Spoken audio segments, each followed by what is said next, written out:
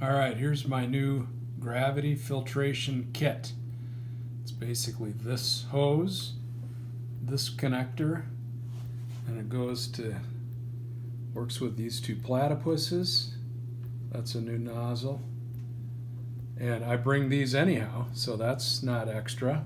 I've got a little hangy deal, that's extra. Of course, that's extra. There's my Sawyer filter, which I still am using as my basis. This bag, I think I'm bringing it, but I don't even know that I need that anymore. And then this I don't need because I got a better way to clean it out. Now I'll show you how it works. All right, so on this platypus, that's my dirty water. And fill it, put that cap on it. This one, that's my collection bag. That's my nozzle, put that on it.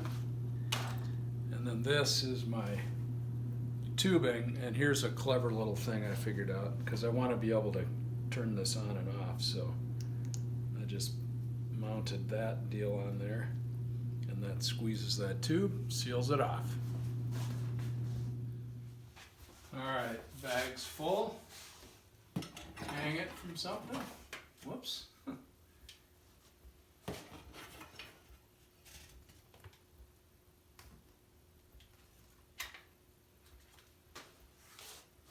It's not leaking because of that.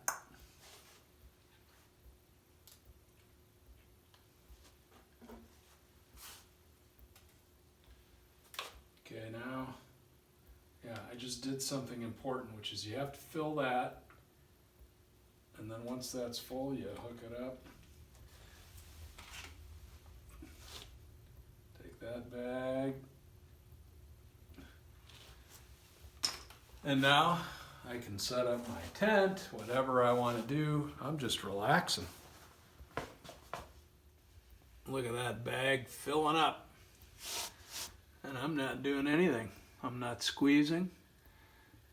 I may be even sipping a little cocktail or sitting in my chair, watching you guys filter water.